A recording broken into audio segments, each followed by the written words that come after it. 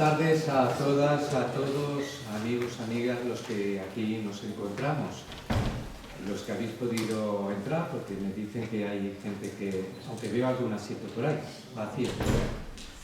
Muchas gracias por venir a todos y vamos a procurar hacer el acto en poco más de una hora, porque si no sería como muy largo. Y lo traemos casi todos por eso también escrito, para no alargarnos demasiado. Esta tarde nos convoca no solamente la presentación de un libro, sino que estamos aquí haciendo un acto de homenaje y memoria, de reparación y justicia, que nunca se ha hecho a los maestros, maestras, profesores, inspectores de educación de la provincia de Ávila durante la Segunda República, ejercieron aquí. Lo hacemos además en un lugar muy simbólico, lo que fue el gobierno civil en tiempos de la Segunda República. El Palacio de los Serrano tuvo esa función. El libro que hoy presentamos llega con 40 años al menos de retraso. Hace 40 años todavía vivían muchos de los docentes que fueron represaliados, que vivieron toda la época de la República y luego la posterior guerra de España, me gusta llamarla así, porque es además como se conoce fuera, pero no me enrollo con... Y también, bueno, pues tuvieron que sufrir la dictadura. En los años 80 todavía vivían muchos de ellos. Y si este acto lo hubiéramos hecho hace 40 años, estarían aquí acompañándonos, ¿no? Y serían ellos directamente los protagonistas. Como no nos pueden ellos acompañar, nos acompañan familiares de todos estos educadores que están aquí acompañándonos arriba, que van a intervenir, y algunos también nos acompañáis abajo. Así que gracias a todos por venir, también los familiares. Muchos de los protagonistas del libro pues llevan casi 90 años de olvido y algunos en alguna cuneta o en algún cementerio olvidados. El pasado lo podemos conocer yendo a diversas fuentes, unas fuentes documentales o las fuentes testimoniales.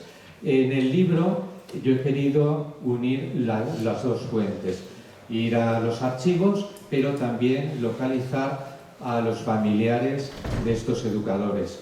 Por tanto, en ese sentido, es un libro con esa doble faceta. Por una parte, la documental, creemos que se ha conseguido hacer, pero por otra parte también es un libro testimonial, porque en el libro, aparte de haber recogido yo sus testimonios, pues también hay familiares que han escrito en el libro. Por tanto, es un libro de alguna manera coral. Y ahí el listado de agradecimientos es muy grande, está escrito en el libro. Pero me vais a permitir que nombre aquí públicamente a algunos de los familiares o informantes que desde que yo empecé a hacer el libro ahora, a este momento, han fallecido y no pueden acompañarnos, ¿no? Marisol de Miguel, Arturo Vegas, Teófilo Barranco, Isabel García Sánchez, Pedro Madejón, Emiliano Gutiérrez Jiménez, Jesús Navarro. Otros familiares como Paz González Perotas, hija de Daniel González Linacero, o Teresa Miñambres, también hija de otro maestro fusilado, no se encuentran en condiciones físicas de poder venir, pero quiero hacerlas presentes nombrándolas. Quiero compartiros una confesión, la del por qué esta investigación que ha alumbrado este libro. Hará como unos 15 años que me pregunté cómo es que no se sabía prácticamente casi nada de la educación durante la Segunda República en nuestra provincia, así como tampoco se sabía nada de los maestros y maestras de este tiempo. Me preguntaba qué habría ocurrido con ellos a raíz del golpe militar del 36, porque siempre se ha dicho que la Segunda República fue la República de los maestros. Y supuestamente se suponía que también en Ávila. Después de esta investigación, os aseguro que durante la República, Ávila también fue una república de los maestros, pues la altura profesional y el compromiso social que tenían fue enorme. Al tiempo que me planteaba estas preguntas y comenzaba a indagar, vino la memoria democrática hacia mí, la memoria histórica hacia mí, pues porque esto de ser maestro, conoces a mucha gente y la gente te conoce y te va contando historias. Entonces, antes de yo empezar a ir a ningún archivo, ya me sabía lo que había pasado con varios maestros y profesores y, por tanto, ya tenía una obligación ética de seguir e intentar conocer qué era lo que había ocurrido. Ha sido en algunos momentos duro, porque bueno, pues escuchar a los hijos, nietos, sobrinos de los fusilados narrar lo que sucedió con sus familiares, leer partes de defunción, autopsias, que te reflejan la crueldad de aquellos tiempos, ¿no? Cuando lees documentos llenos de falsedades, pues todo esto es muy duro, ¿no? Pero había la necesidad de rescatar del olvido a estos grandes educadores y hacer una mínima justicia a sus familiares. Pero también la necesidad de construir historia, verdad y reparación. Estamos convocados por la memoria de los olvidados. Si estuvieran aquí, nos darían las gracias y por unos momentos recuperarían esa sonrisa suya perdida. Dirían que recordarlos no es un acto de reabrir heridas, sino de curarlas, porque la herida no se cura echando tierra sobre ella, sino sacándola a la luz. Amigas, amigos, en este acto vamos a intervenir brevemente los que estamos aquí en el estrado y os iré presentando cuando vayan a intervenir. Miguel Velayos es un buen amigo que ha velado y empujado para que esta investigación siguiera adelante. Cuando quedábamos para dar un paseo, yo le decía, Miguel, hoy no hablamos de la investigación, siempre acabamos hablando de la investigación. Entonces le he sentido muy cerca en este apoyo. Y además colabora con 5 poemas que son los que introducen el libro. Os dejo con Miguel.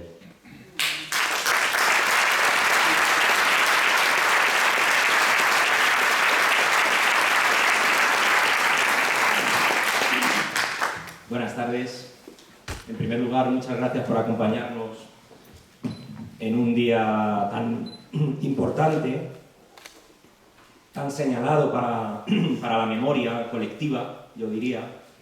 Así que creo que compete darle las gracias públicamente a Rafa, al menos a mí me parece importante y necesario agradecerle no solo la invitación a este acto, no solo la invitación a participar, como él ha explicado humildemente, en este libro en el que yo participo con un humilde conjunto de poemas a modo de prólogo poético, sino agradecerle su compromiso con la memoria, su compromiso con la memoria colectiva.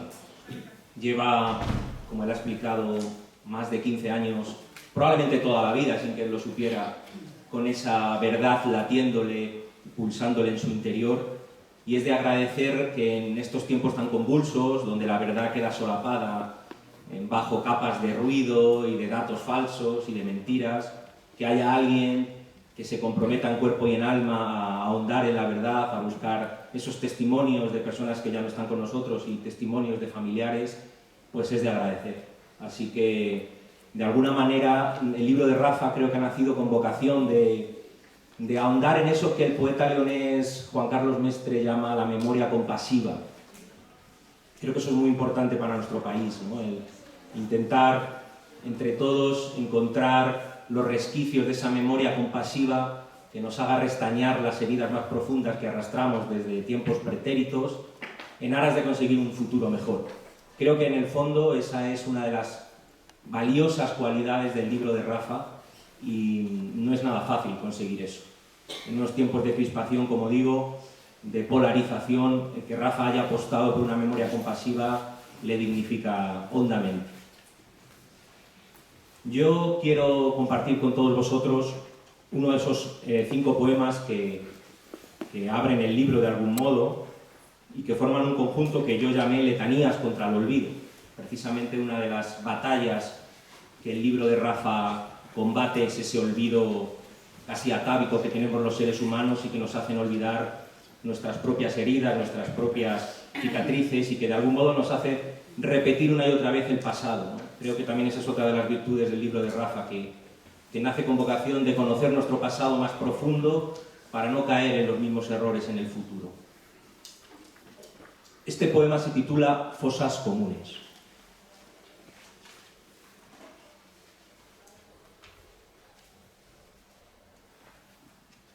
En las fosas comunes de la demolición han enterrado viva a nuestra historia. ¿Qué podremos contarles de noche a nuestros hijos si intuyen que en la sangre se contagian los hábitos del monstruo? Divisiones de muertos y sumas de ofendidos son la totalidad de nuestros días. Esta concentración de fechas y de plomo que ahora nos separa y que viene de atrás, del fuego sigiloso de los siglos, de la palabra España mezclada con el odio, de la deflagración, del muelo y el adobe y la pobreza ventilados al aire. En las fosas comunes han enterrado viva a nuestra historia.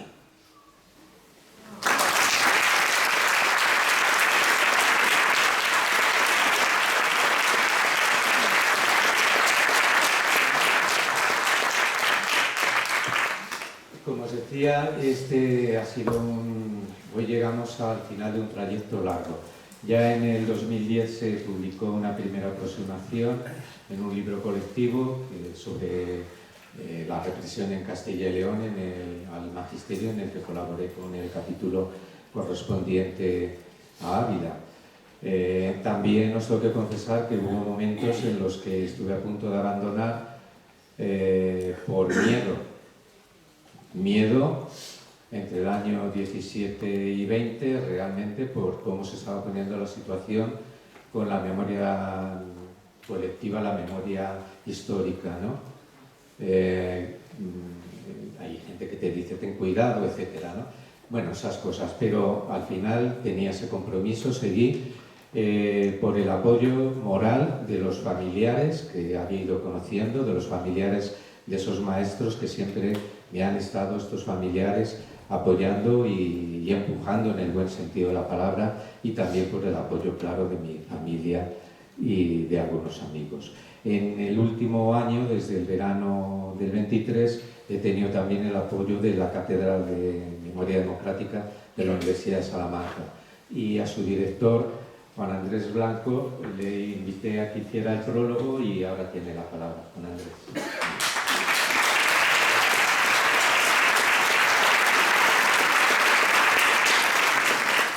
Buenas tardes.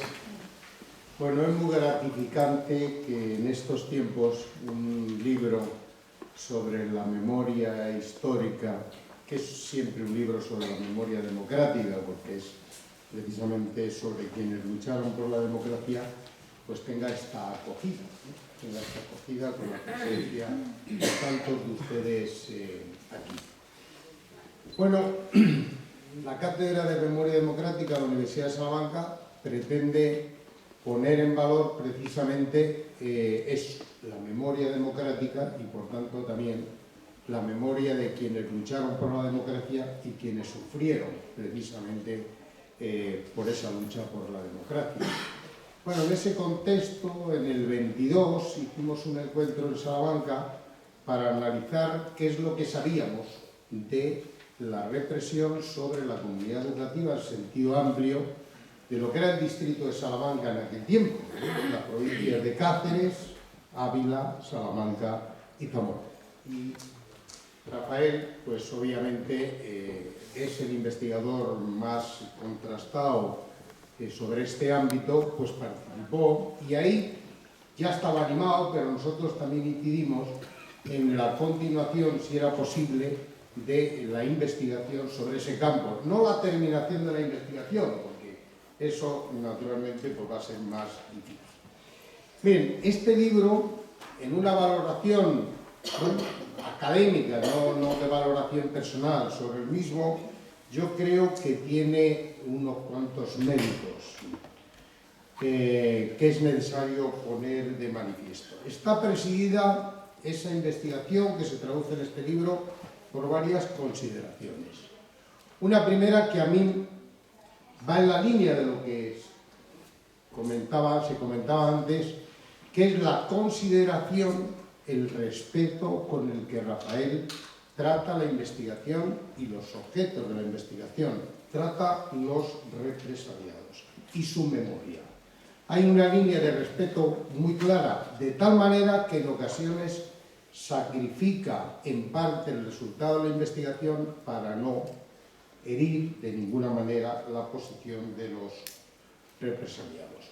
Y también incide en algo que parece obvio, pero que no siempre está presente, en que el conocimiento de esa represión es el paso previo, pero debe seguir obligatoriamente un proceso de justicia, un proceso de reparación. Es algo que tenemos muy pendiente, naturalmente, en nuestro país. Otro elemento importante, a veces polémico, lo comentaba hace un momento con uno de los que luego les hablará, uno de los familiares de represaliados, es que Rafael Sánchez incide en algo que es importante a la hora de analizar la represión: los testimonios de las personas que fueron represaliadas. Bueno, los historiadores a veces tenemos nuestras prevenciones sobre la memoria, porque la memoria efectivamente cambia. La memoria, aunque uno no quiera, se va modificando. No quiere decir que el que expone su testimonio pretenda tergiversar la verdad, pero sin querer le van impidiendo cosas. Bueno, él reivindica en este libro, y yo creo que lo hace con acierto, la utilización de esos testimonios por respeto a los que investiga, pero también por respeto a la verdad, porque en el campo del análisis de la represión las fuentes orales son muy importantes. Otro aspecto importante es que esta investigación la enmarca en algo que ya mencionaba él, en que Ávila efectivamente es también una república en ese tiempo en el plano educativo. Él analiza el proyecto modernizador que pretende llevar a cabo un sector del magisterio y del profesorado aquí en Ávila. Lo pone de manifiesto, lo pone en valor en un medio que no era mayoritariamente republicano o favorable precisamente a la República. Otro elemento que verán ustedes en el libro es el que, en contra de lo que se nos viene diciendo, no solo en Castilla y León, con ese proyecto de ley que llaman de concordia, esto es un análisis de la represión en general, también la que ejercen, en algún caso, pues desde el ámbito republicano, en esa línea de honestidad, en esa línea de analizar lo que realmente ocurrió, ¿no? Por tanto, al final del libro, yo creo que es un magnífico recuento de las circunstancias en las que se produjo ese proyecto modernizador y las circunstancias en las que muchos, por defenderlo, sufrieron una represión que incluso llama más la atención, porque ese proyecto modernizador no solo da lugar a una confrontación ideológica y política, que podía ser lógico en cierta medida, sino que da lugar a una reacción irracional por parte de una serie de gente que persiguen con saña, no solo ya estallada la guerra, sino incluso antes, a esos que pretenden precisamente aplicar la razón a la organización de la vida, y sobre todo, y empezando por la educación.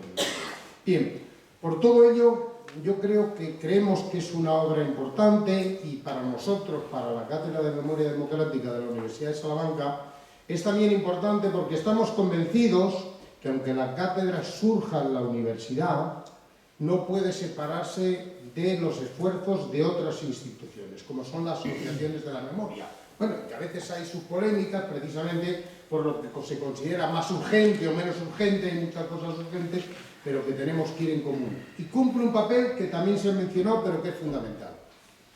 Cuando uno hace una investigación con los parámetros de lo que tiene que ser cualquier investigación, y más sobre un tema sensible como esto, pues trata de hacerlo de acuerdo a unos criterios científicos, a lo que sabemos en cada momento. Pero si lo dejamos en ese plano académico, al final no llega la gente. Esto es un tema que tiene que tener una divulgación académica, pero también social. Y espero que algún día lo tenga también educativo. Y que también, no solo en la universidad, sino en otros niveles de educación, se conozca esto, que es una parte importante de nuestra historia. Por tanto, desde la cátedra, Rafa, muchas gracias y muchas gracias a todos los que lo habéis hecho posible.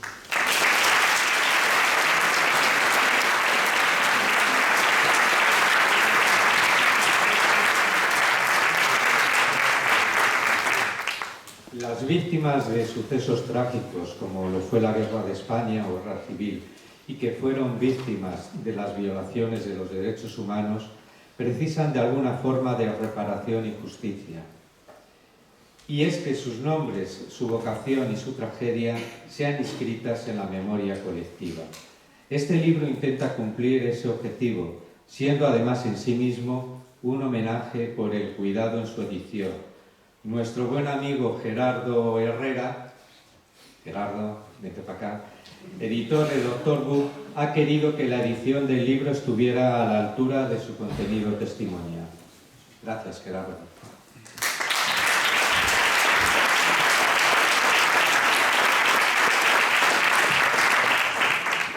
Buenas tardes. Bueno, muchas gracias, Rafa, por estos 15 años de trabajo, por esa valentía que desde luego que es muy admirable, y por habernos dado la oportunidad de publicar este libro, que para nosotros es un gran orgullo, la verdad. Muchas gracias a las personas que me acompañáis hoy por aquí, personas que de la escuela.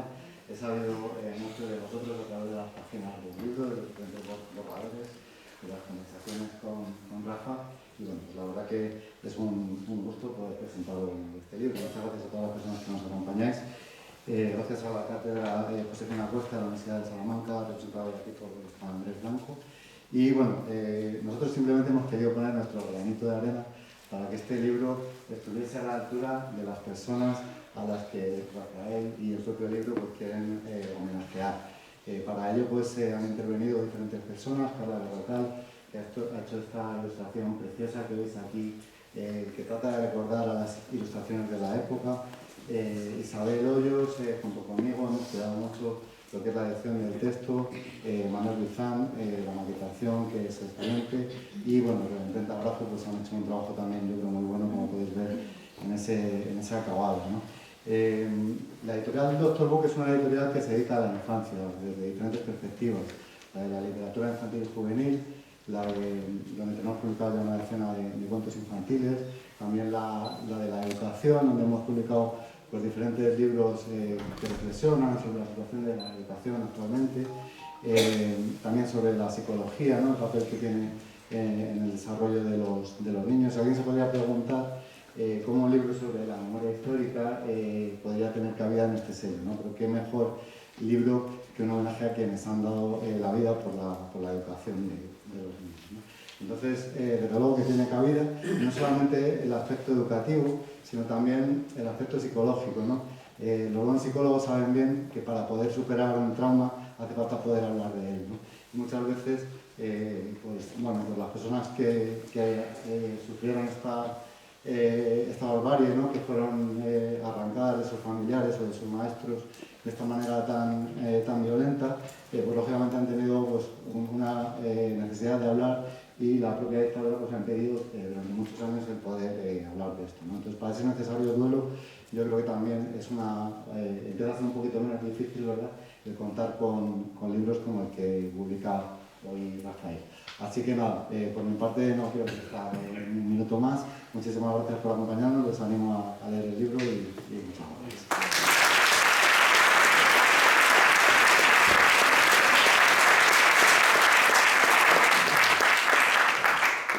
El acto que estamos haciendo es un acto de sumación simbólica de las vidas de estas personas, de estas maestras, maestros, profesores, de reconocimiento de su anhelo por una España mejor, de su convicción en que la extensión de la educación y el avance de la calidad de esta iban a ser herramienta para mejorar la vida de sus conciudadanos, sobre todo de los más desfavorecidos.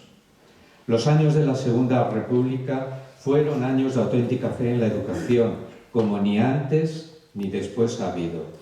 Fe en la educación como herramienta de conocimiento, justicia, transformación personal y social.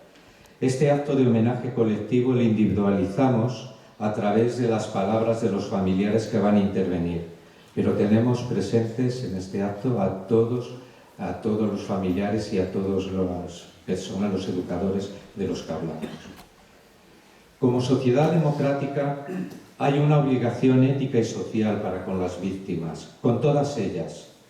Ellas y ellos no están, pero aún viven hijos, nietos, sobrinos que han sufrido por sus seres queridos y que han tenido que callar las historias de sus vidas, que han tenido que esconder en muchos casos, en muchas ocasiones, el nombre de sus padres o madres, abuelos, tíos, como si tuvieran encima un estigma de culpabilidad que había que ocultar cuando lo que tenían era el dolor intenso de la pérdida y del silencio.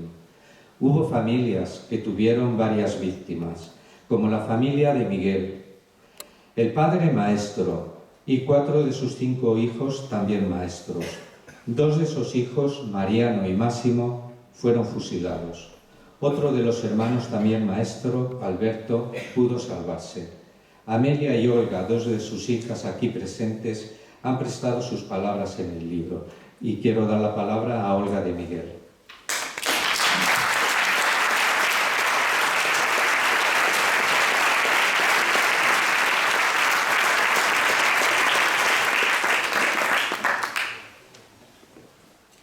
Buenas tardes. Os voy a leer mi aportación al libro de Rafa, pero antes quiero dar... Estoy muy nerviosa, ya me lo notaré. Pero antes quiero darle las gracias en nombre de mis hermanos y en el mío propio. A él y a... ¿Eh? Ay, perdón. Como es tan pequeña, espérate. Empiezo entonces. Os voy a leer mi aportación al libro de Rafa, pero antes quiero darle las gracias en nombre de mis hermanos y en el mío propio. A él y a todas las personas que han colaborado para que este trabajo vea la luz, por ser un homenaje al sufrimiento de nuestras familias que vivieron marcadas por la represión franquista. Yo lo he titulado Crecí con la tristeza en su mirada. Los niños, aunque a los adultos nos parezca que viven en su mundo muy alejado de los mayores, ven, oyen, piensan y hacen sus propias conjeturas sobre lo que les rodea, muchas veces sin entender nada.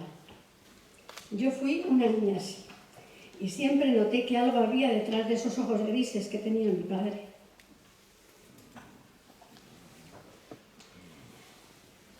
Y ahora, al recordarlo, me doy cuenta de que nunca podía imaginar el dolor, la amargura, la tristeza, la impotencia y la inseguridad que acumulaba en su interior.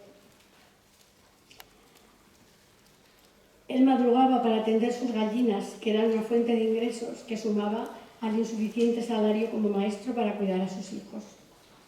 Cuando se levantaba, yo que siempre estaba pendiente de él, le oía hablar solo y algunas veces llorar.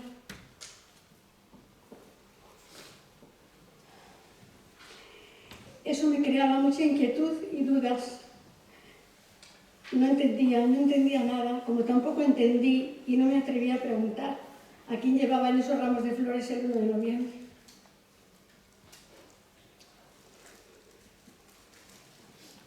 Creo que fue cuando tenía 16 o 17 años que una de mis hermanas mayores, Amelia, me contó, por supuesto con misterio, bajito y a escondidas, que papá tenía 2 hermanos que fueron fusilados en la guerra.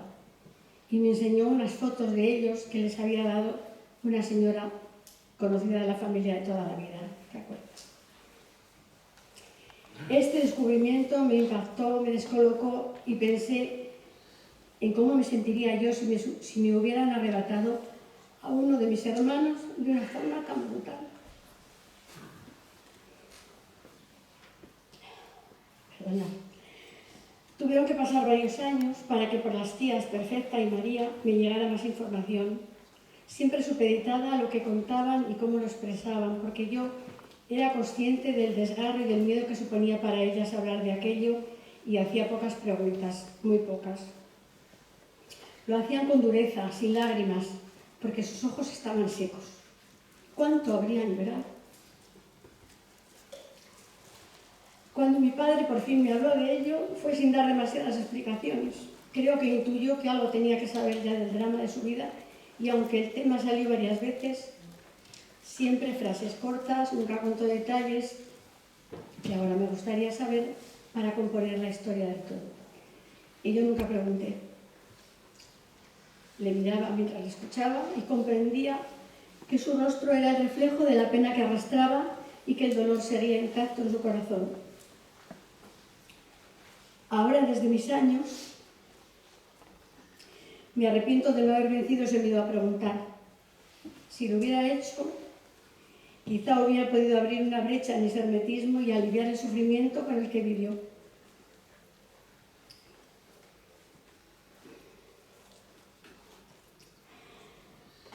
Me siento muy orgullosa de él, porque con hablar poco tuvo el mayor gesto de generosidad hacia nosotros, sus hijos, que pudiendo habernos inoculado el odio, jamás nos envenenó. Y como dice bien el libro de Rafa, porque fueron, somos.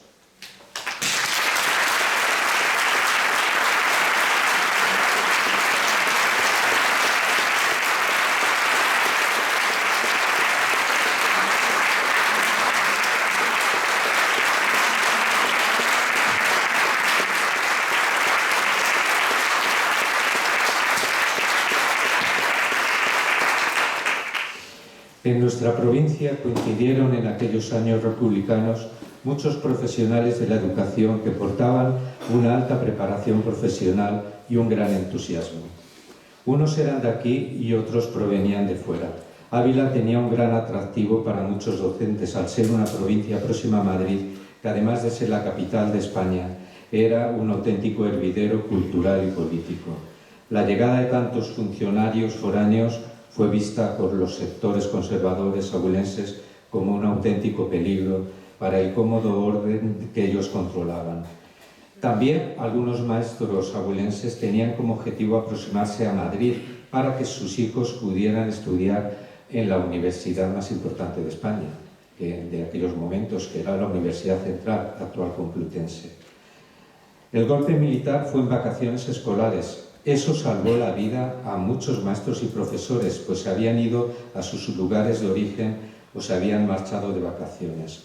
Probablemente a los abuelos de Mila Caue, Constantino y Aquilino, esa fue la razón que les salvó la vida. Mila Caue.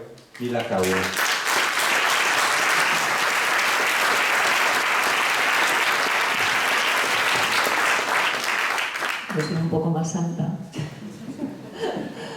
Bueno, a ver, creo que como todos tengo que empezar sí o sí dando las gracias a Rafael por todo el trabajo que ha plasmado en este libro y también a aquellos que lo han hecho posible, la publicación, gracias a la Universidad de Salamanca, gracias a Gerardo, a la editorial, y lejos, muy lejos de ser un libro que abre heridas, es un libro que nos permite sanarlas. Y os lo digo desde mi conocimiento y mi experiencia profesional como psicóloga clínica, pero también os lo digo como mi experiencia personal y lo que siento en estos momentos. Y creo que es lo que vais a ver ahora con todos nosotros.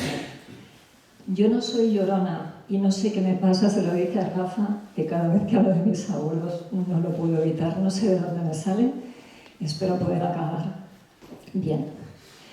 Este libro nos permite comprender, entender e integrar todo lo que ocurrió desde el respeto y el amor hacia ellos. Eso es lo más importante de todo.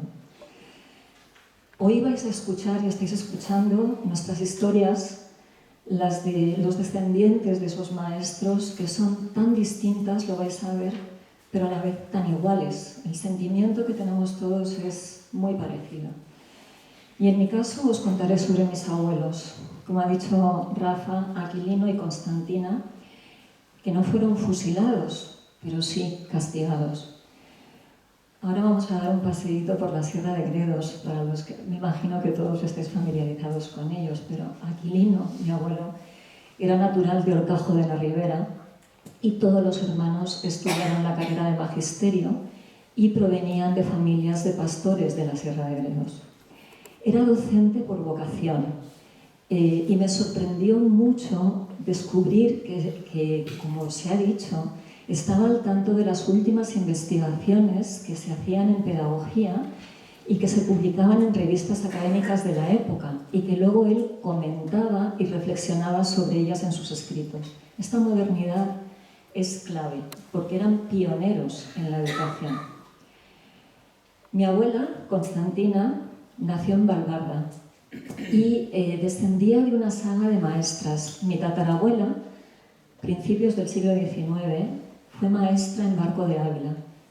Mi bisabuela en Valbarda, donde nació mi abuela. Mi abuela fue maestra en Navalonguilla. Mis abuelos se conocieron en la universidad aquí en Ávila, estudiando la carrera de magisterio, y se casaron en La Lastra, que fue la primera plaza que le dieron a mi abuela, mientras mi abuelo le habían dado el de Horcajo de la Ribera. Pero como matrimonio les adjudicaron las escuelas de niños y de niñas en la Valonguilla, donde estuvieron más de 25 años. Siguiendo la saga de mi abuela, la intención de mis abuelos era que sus hijas, que eran mayoritariamente chicas, estudiaran en la Universidad Central de Madrid, por lo que tenían un piso alquilado cerca de Atocha, en la calle José Antonio de Arguna, creo que se llama. Y cuando comienza el golpe de Estado el día 18 de julio, ellos estaban ya de vacaciones, como se ha explicado Rafa, en Madrid y ya sin posibilidad de volver a Navalonguilla. Al ser dos maestros que estaban ya en la cincuentena, bueno, preguntaron que qué podían hacer y el gobierno en ese momento les adjudicó una de las colonias infantiles que se establecieron en la provincia, en todo el Levante español. Sabes que fueron la mayoría de las colonias infantiles, y a ellos se les adjudicó la colonia infantil de Elche, en la provincia de Alicante, con 100 niños de Madrid. Allí pasaron la guerra y, bueno, mi abuelo vivió casi de primera mano el bombardeo de la ciudad de Alicante, que no sé si habéis oído de él, pero fue también uno de los más importantes a la población civil en el mercado central de Alicante.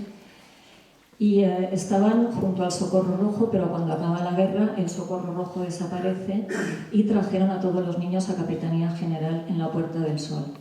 Ahí, en ese momento, es donde, al intentar reincorporarse a sus plazas, se les comunica que han sido destituidos de empleo y sueldo.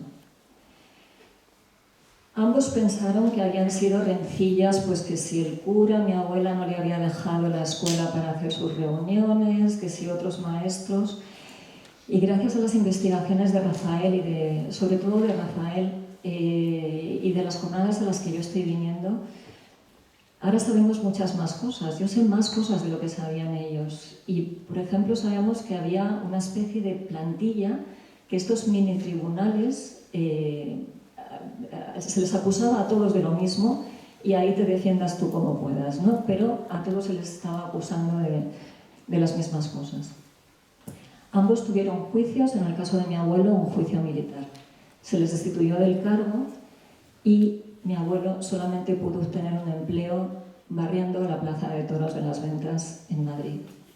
Algo que quizá, como estaba contando Olga, se decía con cierto dolor, humillación. Imaginaros un maestro casi al final de su vida y habiendo vivido una vida, yo creo que ejemplar, pasar por esa circunstancia, y creo que hoy os puedo decir que a mí me hace admirarlo y quererlo aún más. Y mi abuela cosiendo uniformes militares. Afortunadamente, tras 2 años de destitución de empleo y sueldo, un sacerdote que había sido alumno de mi padre en Navalonguilla intercedió para que se les repusiera como maestros, pero continuó el castigo. A mi abuelo le enviaron a Lobingos, en la provincia de Segovia, y a mi abuela la enviaron al Soleràs, que es una comarca agrícola en la provincia de Lleida, en Cataluña. Imaginaros el matrimonio separado. Y los testimonios que tenemos nosotros, ¿no? Pues no solamente fue eso, sino que en las homilías dominicales pues era el momento en el que se aprovechaba para humillar más aún, en este caso, a mi abuela, el famoso Mosén Ramón, que lo llevo tatuado por la de veces que he oído hablar de él en mi casa. Y por supuesto el silencio que todos los descendientes de maestros que pasaron por estas circunstancias también conocemos, y que todo esto que os he contado para mí han sido años de investigación, de información, como os decía, sé muchas más cosas de lo que ellos podían saber y que he tenido que sacar en algunos casos con sacacorchos a mis familiares preguntando, porque no había manera de que hablaran. A pesar de que ambos fallecieron siendo yo muy pequeña, especialmente tengo unos recuerdos imborrables, especialmente de mi abuela, a la que tuve el privilegio de poder dedicar mi tesis doctoral.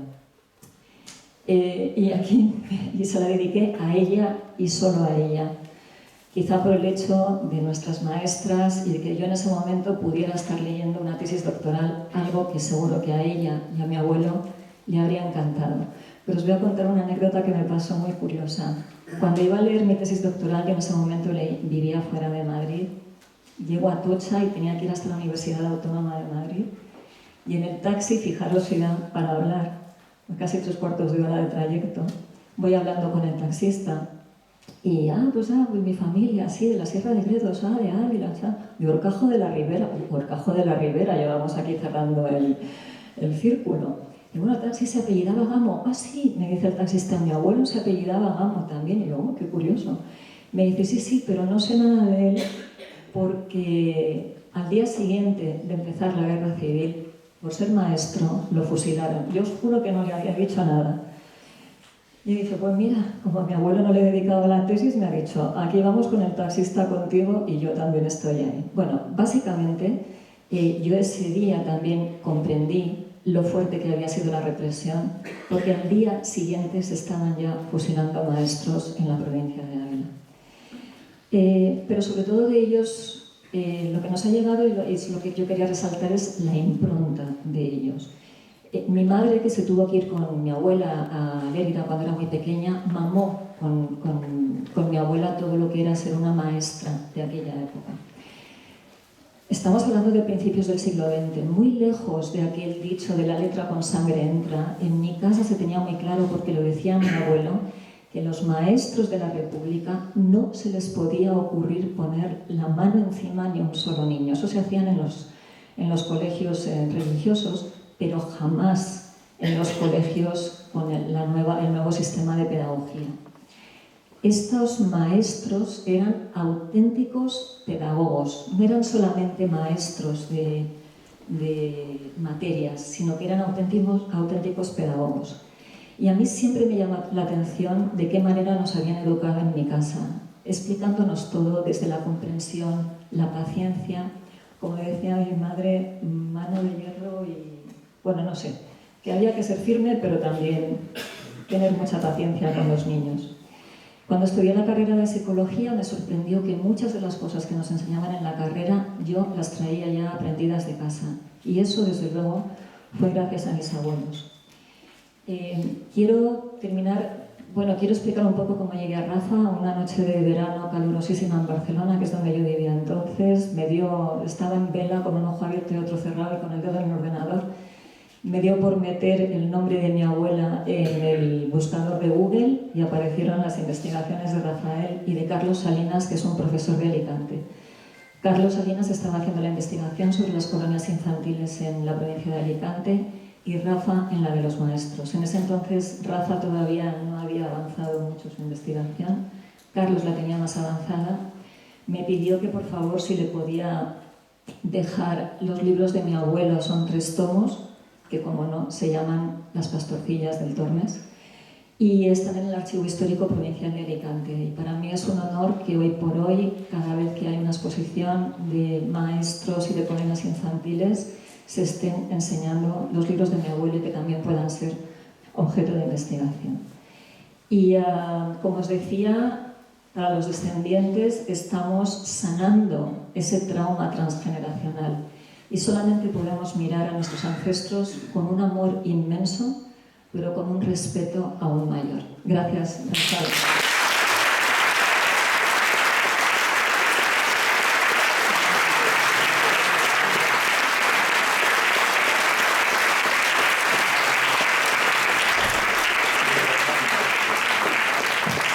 Como antes decíamos, este es un acto de memoria y homenaje.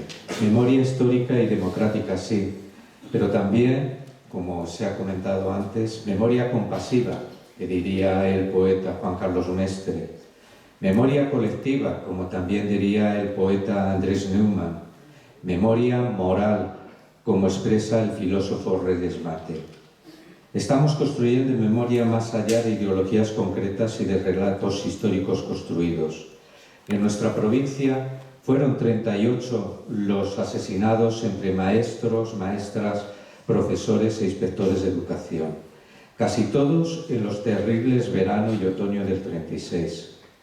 La mayoría, 32, a manos de elementos afines al golpe militar de julio del 36. Otros 6 maestros, que eran de diversa ideología, fueron asesinados por milicianos anarquistas en el sur de la provincia.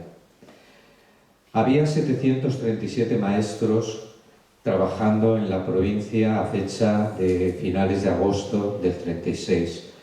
De ellos, más de 250 fueron sancionados, 1 de cada 3. Con su expulsión definitiva, muchos. O si esta expulsión era por unos años, tenían traslado forzoso dentro o fuera de la provincia.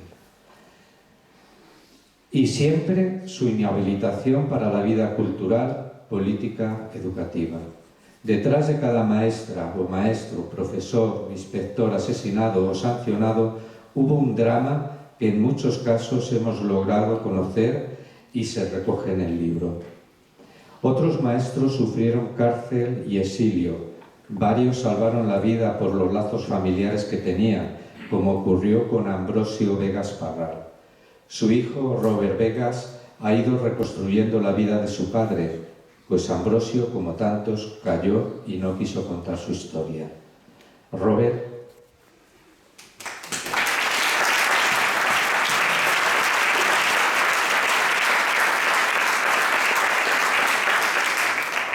Soy francés. Hablo un poco español, así que perdónenme si me equivoco a veces. Pues deseo expresar aquí mi gratitud a Rafael por haberme permitido, a través de su libro, honrar la memoria de mi padre, Ambrosio Vegas Parral. Pues voy a hablar de mi padre durante unos minutos. Mi padre, Ambrosio Vegas, nació en 1906 en el Cajo de la Ribera. Había crecido en una familia de campesinos pobres, en el Cajo de la Ribera, como he dicho. Según familiares de sus padres habían hecho muchos sacrificios para que su hijo pueda estudiar. Cuando estalló el golpe militar, mi padre era maestro en la vida. Tenía 30 años y se había casado un año antes. Estaba afiliado al Sindicato de Trabajadores de la Enseñanza, del que había sido presidente provincial por un tiempo, y al Partido de la Izquierda Republicana. En las elecciones de febrero se había comprometido a favor del Frente Popular. Fue encarcelado y excluido del magisterio por, abro las comillas, propaganda del ateísmo cerca de los niños y contribución muy directa a la formación del ambiente revolucionario con sus amigos marxistas. Las comillas. Escapó al fusilamiento gracias a la protección del tío de su esposa, que era franquista y empleado del ayuntamiento, y que fue futuro cronista, y al futuro fue cronista oficial de Ávila. 2 años,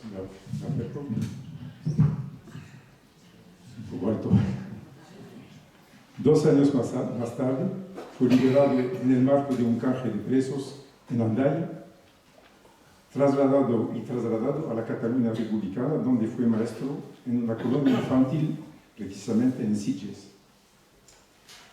Tras la caída de Barcelona, se refugió en Francia con los niños, cruzando los Pirineos a pie, en condiciones dramáticas.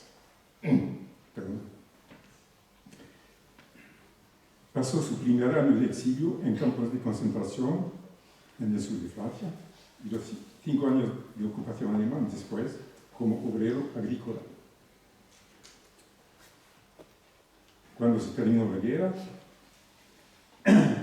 sin esperanza de volver a España, pues de la dictadura se mantuvo, y después de trabajar como peón durante varios años, tuvo que reconstruir su vida. Fundó una familia con una francesa y logró encontrar un puesto de profesor de español, ya que le permitió mantener a su familia y cumplir su vocación y pasión de siempre, que era de enseñar y transmitir. Se integró en la sociedad francesa sin cesar de cultivar su identidad española. En casa solo hablaba francés, pero transmitió a sus hijos el gusto por España y su cultura. Siempre hay emoción. En cambio, guardó silencio sobre la guerra civil y sobre su familia española, probablemente porque hablar de ellos le dolía demasiado. Nunca regresó a España, ni volvió a ver a su familia, de la que se había alejado, dejando así abiertas las heridas nacidas de la guerra civil y del exilio.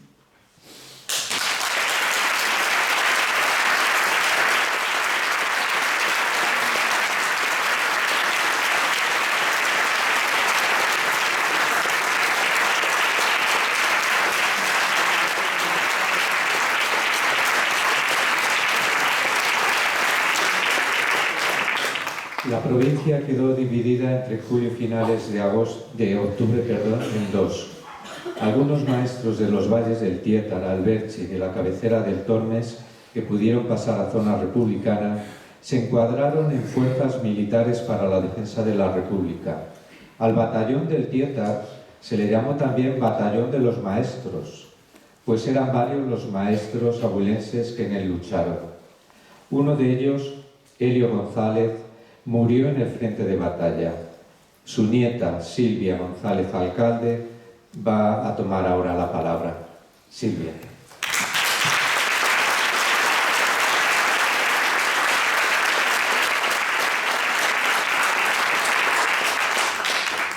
Buenas tardes, perdonad porque tengo la voz bastante mal, aunque procuro cuidarme estos días, pero como dice nuestra querida Marisa Peña, mientras me quede voz, hablaré de los muertos, tan quietos, tan callados, tan molestos.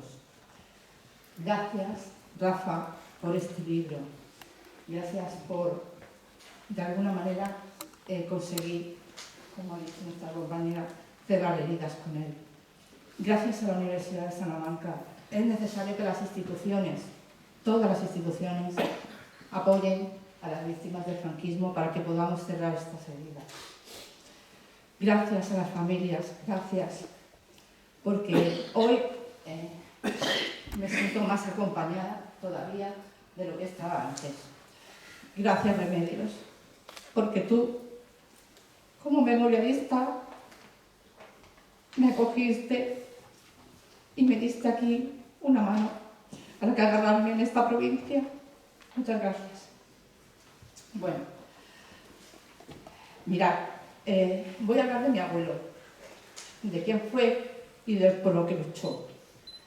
En el año 33, los niños de Santa Cruz del Valle escriben una carta a Francisco Barnés, que se encuentra en el Centro Documental de la Memoria Histórica de Salamanca. Esta carta dice: «Viva la República Española, que está haciendo unas cosas muy grandes por las escuelas y con los maestros, y si no hubiera entrado la República, no nos mandan la máquina de escribir. hay que ser del Partido Radical Socialista, con mi hermano Elio, que es maestro de la República Española. Quien escribió esta carta, orgulloso, es su hermano, Octaviano. Mi abuelo, efectivamente, había obtenido el título de maestro en 1931. Era el mayor de 6 hermanos y sus padres regentaban el Café Los Tosales en San Esteban del Valle. Cuando estalla la guerra, Elio era maestro en Bohóllo.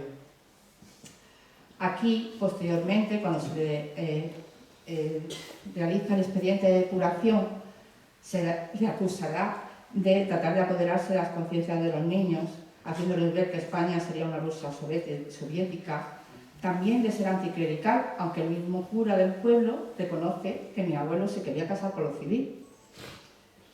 También se le acusa de algo que me ha hecho mucha ilusión refutar, que era antipatriota.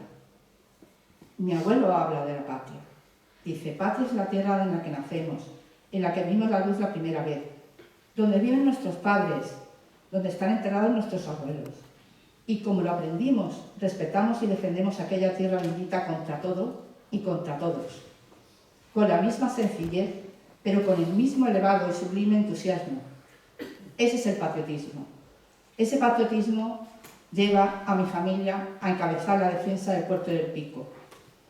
Lo pagaría muy caro, con la muerte de mi abuelo en combate, con la muerte del hermano de mi abuela, Licinio Morales, en las tapias del cementerio de Madrid, con la muerte del primo de mi padre en combate y con la muerte de Octaviano después de estrellarse uno de los aviones en los que estaba combatiendo. Elio, junto al resto de sus compañeros, pasa del batallón de campesinos del Tieta, se integra en el 75 Brigada Mixta en Madrid y participan en la defensa de Madrid. Quiero que lo sepáis porque esto es un dato muy desconocido, desgraciadamente, pero es así. Allí nace mi padre, Elio, cuyo padrino será Agapito Valenzuela, al que todos conocéis,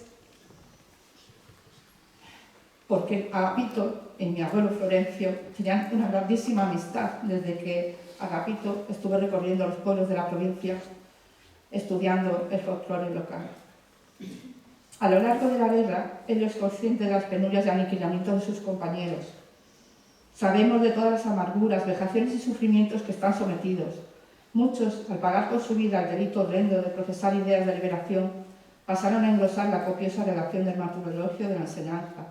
Pero no os olvidamos, camaradas, vuestra sangre derramada se convertirá en savia fructífera que haga retoñar con más empujes añosos troncos de ideal antifascista. Aquí estamos sus nietos, efectivamente, y somos antifascistas. Él era también muy consciente del problema que tenía el ejército republicano, que era la falta de formación. Por eso, aparte de la prensa diaria, porque mi abuelo era una persona con una inquietud intelectual muy grande, procuraba leer revistas y libros militares para formarse. Pero no olvidaba su profesión. En una entrevista que le hacen una hora, le preguntan, ¿y después? Después, ¿dónde más utilidad pueda prestar al nuevo Estado? Encariñado por vocación con mi profesión, espero seguir trabajando por la educación de la nueva generación. El 30 de diciembre de 1938 escribía su última carta. El 31 de diciembre murió defendiendo, tal y como le habían ordenado su posición. La del capitán que se encontraba en las estribaciones de la derecha de dicha posición fue brillantísima, habiendo luchado con heroísmo inigualable. Ayer recibió muerte gloriosa este capitán, según los últimos informes recibidos, cuando ya las fuerzas enemigas se encontraban en el interior de la posición sin haberla abandonado ni un solo momento. Y entre naranjos yace el último héroe del batallón de los campesinos del Tieta, mi abuelo, Elio González.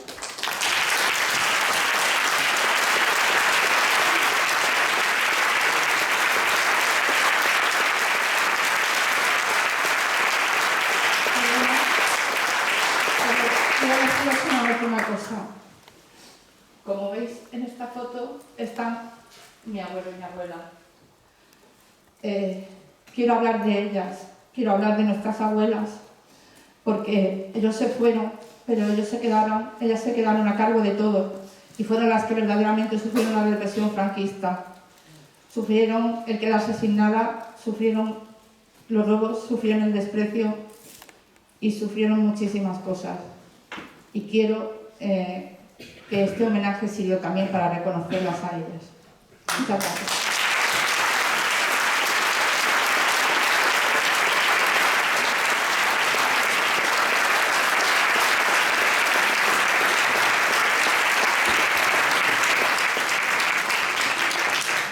La represión en Ávila fue muy cruel. En nuestra provincia fueron 4 los maestros fusilados junto a sus hijos o hijas, que también eran maestros. 3 de esos casos fueron a manos de fuerzas golpistas, el otro a manos de anarquistas. Hubo mucha crueldad, una maldad nacida de un odio irracional y besánico azuzado por una inquina contra los docentes desde ciertos poderes reaccionarios. Segundo Pérez Nieto fue un maestro nacido en Viniegra de Moraña y que ejercía en Los Cuartos, al lado de Barco. Hombre muy comprometido políticamente con su tierra natal, la comarca de la Sierra de Ávila. Su sobrino, Andoni Pérez Ayala, tiene la palabra. No hay fotos de Segundo Pérez Nieto, entonces tenemos puesta la foto de Máximo Sánchez Hernández, que también Máximo fue fusilado junto con su hijo Jesús. Aquí está alguno de sus nietos también.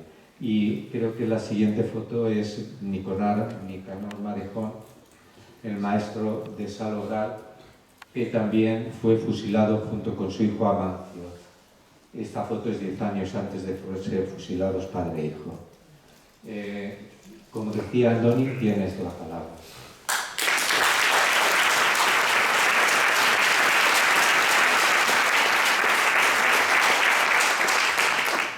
Buenas tardes, compañeras y compañeros. Muy brevemente, 2 palabras, porque no hace falta extenderse mucho, para contribuir a este acto que, con motivo de la presentación del libro de nuestro común amigo Rafa, nos reúne hoy aquí, en estos libros sobre los maestros de la República y la represión que sucedieron aquí. A pesar del tiempo transcurrido, casi 9 décadas, casi un siglo, desde que transcurrieron los hechos que se relatan en el libro, y a pesar de la distancia geográfica, yo vengo de Bilbao, casi 400 kilómetros, a pesar de todo ello, la memoria necesaria de lo que ocurrió aquí, como también en otros lugares, está presente. Y si está presente es gracias a obras como la que da lugar a actos como el que nos reúne hoy aquí.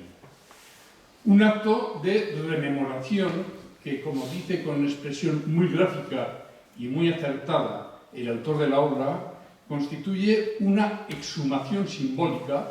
Me ha gustado mucho la expresión, lo de la exhumación simbólica. Una exhumación simbólica de quienes hace casi 9 décadas, vuelvo a repetir, casi un siglo, fueron víctimas de una represión que, además de injusta, fue innecesaria. Siempre es innecesaria perder vidas. Y que en muchos casos, como los casos de los maestros de los que hoy estamos aquí, algunos familiares, llevó a su desaparición y a su asesinato. Pero no solo eso, que es lo peor que le puede ocurrir a un ser humano, desaparecer y ser víctima de un asesinato. Pero además llevó también al silencio. Un silencio que, gracias a iniciativas como la de hoy, por eso quiero ponerla en valor, no se ha convertido en olvido. Aunque ha sido un silencio que se ha prolongado durante mucho tiempo, durante más tiempo del debido. Un silencio que ha sido forzado por los medios de comunicación del régimen, como es lógico, para tratar de ocultar los atropellos que se realizó. Pero, atención, un silencio que también se propagó entre los más próximos a las víctimas.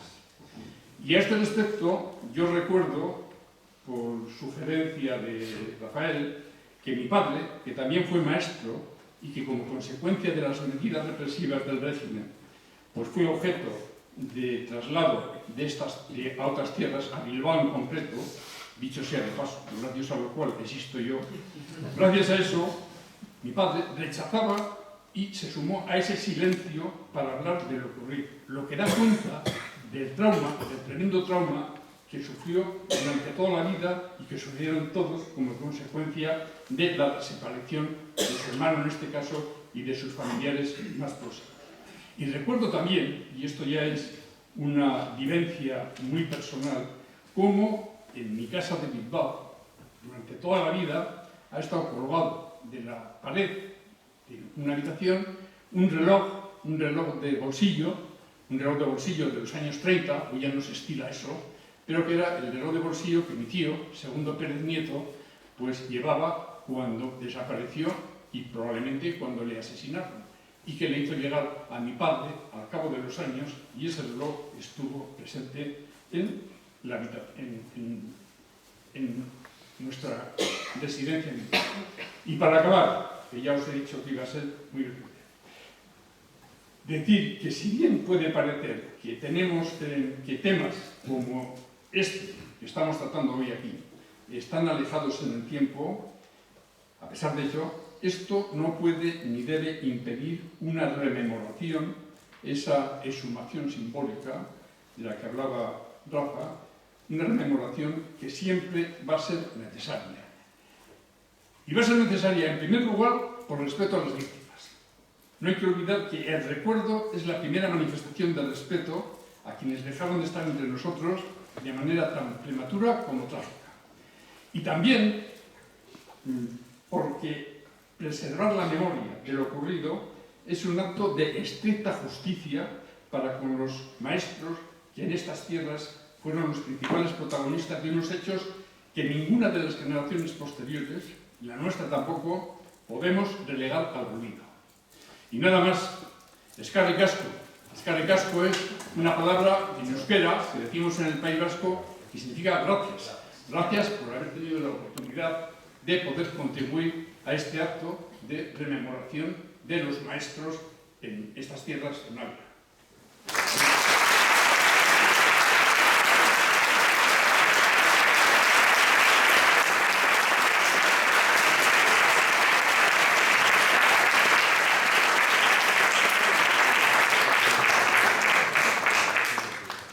Esta investigación comenzó centrada, como antes se ha apuntado, comenzó centrada en los maestros y maestras, luego se amplió a profesores e inspectores de educación y por último se ensanchó con la investigación acerca de la educación en Ávila durante la Segunda República.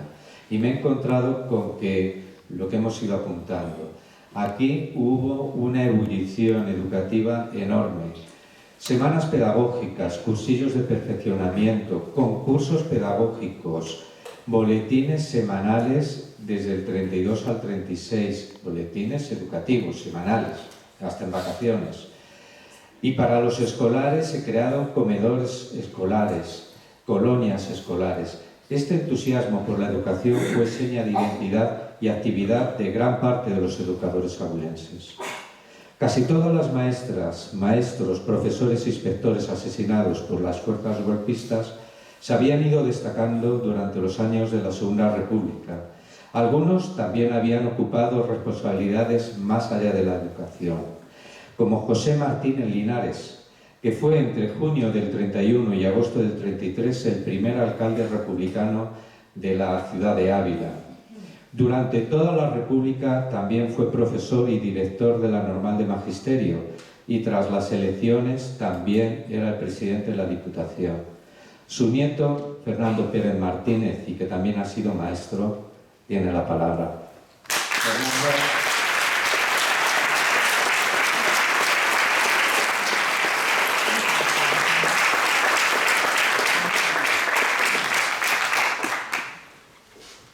Después de más de 8 décadas de ominoso silencio, desde que cesó el eco de las descargas que pretendieron imponer silencio y olvido, te nombro José Martínez Linares.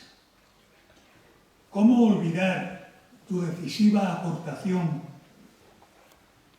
como un Prometeo moderno e ilustrado que durante 2 años investigó cuanto modelo educativo racional, democrático, respetuoso con los derechos humanos y de acreditados resultados en la educación pública en los países del entorno de la clerical, integrista, milagrera e intransigente monarquía tridentina española.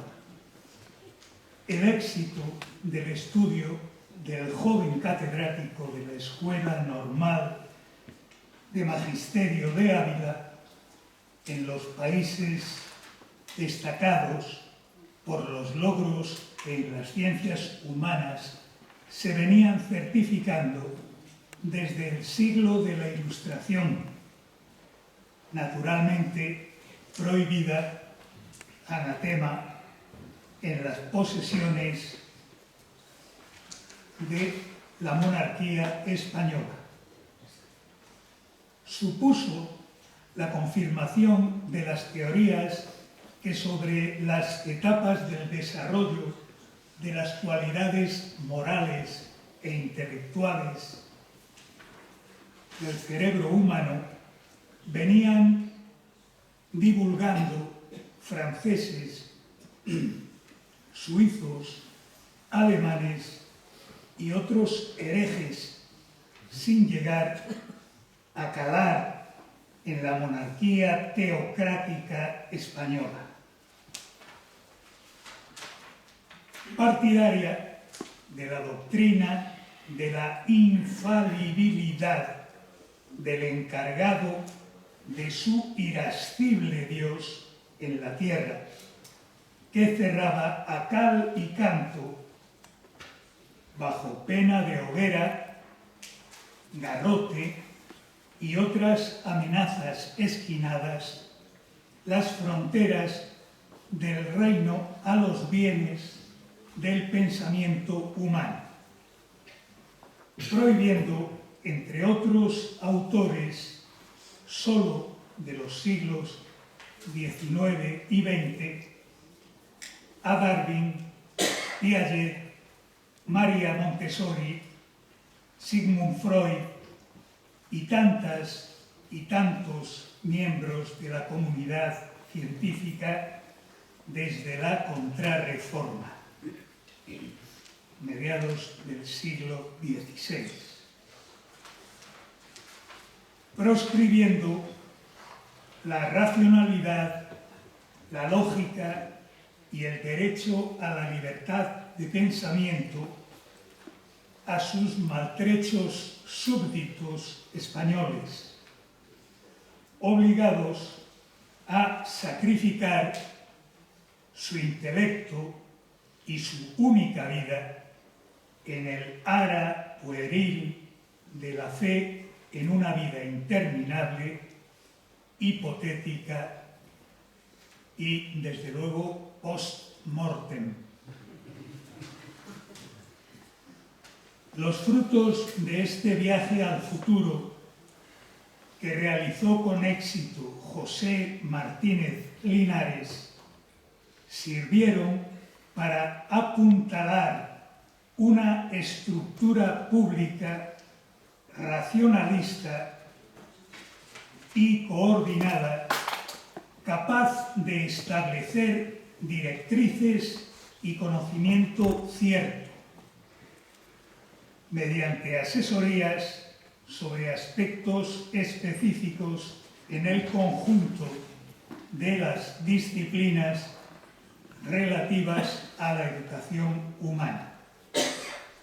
Tal fue, entre otras, la labor, allá por los años 20 del siglo pasado, y tal fue la contribución a las libertades, en particular la libertad de pensamiento y conciencia, que hoy, desde 1978, volvemos a disfrutar al precio de la sangre, la persecución y el exilio de tales españolas y españoles buenos, que la lejana dictadura, por la inercia de décadas de opresión, censuras y mentiras propagandísticas con que el criminal régimen franquista nacional católico pretendió hacernos olvidar. Y en esa lucha andamos todavía, distinguiendo las voces de los ecos del coro de grillos que cantan a la luna, tal como mencionó el poeta Antonio Machado, ignorando, ensombreciendo el ejemplo, el esfuerzo de aquellos por los que somos. José Martínez Linares, hoy pronuncio tu nombre borrado durante más de 80 interminables años por quienes creyeron poder detener así el imparable progreso de la racionalidad humana con las armas del Concilio de Trento, mediados del siglo XVI. La superstición, el miedo, la ignorancia, la mentira, la amenaza y el asesinato. Recuperará su futuro el sufrido e inteligente pueblo abulense, capaz hoy de retomar su identidad en el mismo punto en el que la barbarie, la maldad y el odio de los amantes de la corrupción, los ídolos y las balas, creyeron enterrarla en el silencio para siempre. La dialéctica del ladrido de los fusiles dio por destruida con tu vida vuestro valor e inteligencia. De tu viuda y sus 5 niños huérfanos menores, aventados y perseguidos por el expediente de depuración de responsabilidad política, procedo del expolio y exterminio que semejante tapadera dotaba de apariencia legal.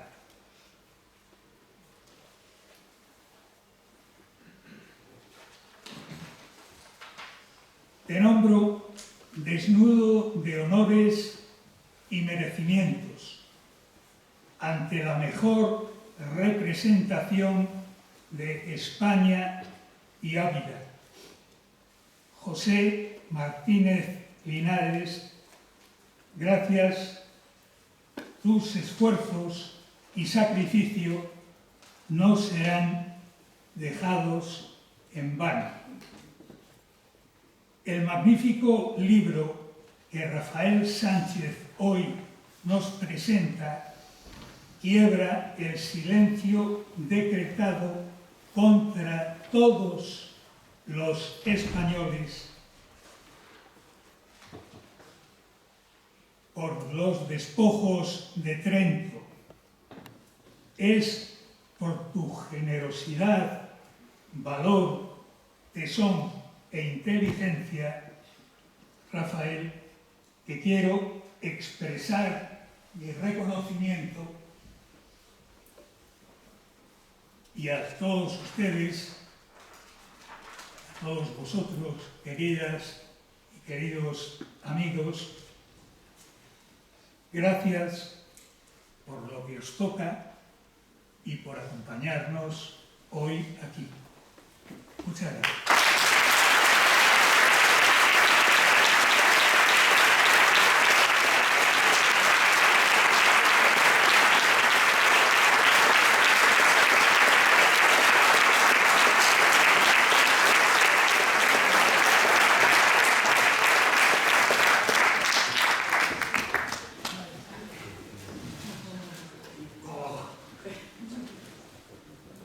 Hoy estamos haciendo un ritual de encuentro y de despedida, y como acto de reparación debemos de decir los nombres de los docentes cuya vida fue arrebatada violentamente en nuestra provincia. Francisco Agustín Rodríguez, Luciano Alegre García, Manuel Alonso Zapata, Frumencio Berciano Álvarez, Mariano de Miguel Barroso, Máximo de Miguel Barroso, Manuel Díaz Tortosa, Pedro Galán Martín, Antonio García Escudero, Antonio García González, Juan García Parada, Aurora García García, Aurelio Gómez Martín, Daniel González Linacero, Julián Gonzalo Saugar, Hilario Gutiérrez Palacios, Belisario Hernández Roldán, Maximiliano Jiménez Díaz, Daniel Leralta, Apolonia López Martín, Ramón López Gallego, Conrada María López Santos, Nicanor Madejón Sánchez, Amancio Madejón Sánchez,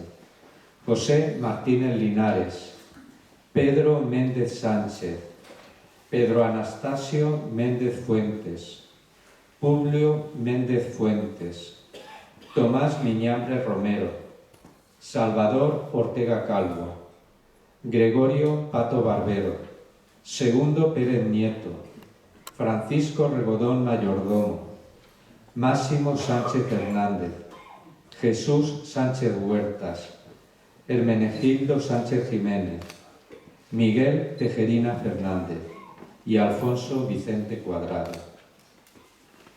Ahora Miguel va a leer un poema.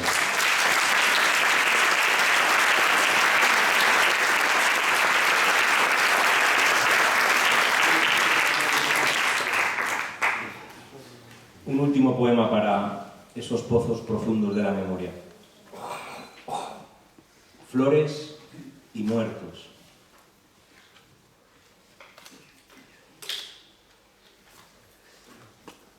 Hemos llevado flores a los pozos para honrar a los muertos. ¿Cómo es posible ahora, después de tantos años, recorrer los vestigios de la noche? ¿Hasta cuándo podremos resistir tanta muerte interminable, tanto frío interminable, tanta duda interminable? El dolor nunca cede ante la muerte si la muerte perdida se firma en los despachos, si la muerte terrible se anuncia como un rito en los congresos. Ocurre en otras casas, o este país parece empeñado en el rapto de sus hijos, en la muerte baldía de sus hijos, en los pozos terribles de sus hijos. La muerte no termina si la historia se inunda con las aguas oscuras de Pilatos, con la risa cobarde de Pilatos, con las togas compradas de Pilato. Ocurre en otros mapas, o se hallan nuestros pueblos trabajando la sangre. Ocurre en otras noches, en otras latitudes de dolor, bañadas por las tumbas que alumbran las luciérnagas, o los campos sencillos, los pozos más anónimos del tiempo conjuran la verdad del nuevo día. El dolor nunca cede ante la muerte. Hemos llevado flores a los muertos.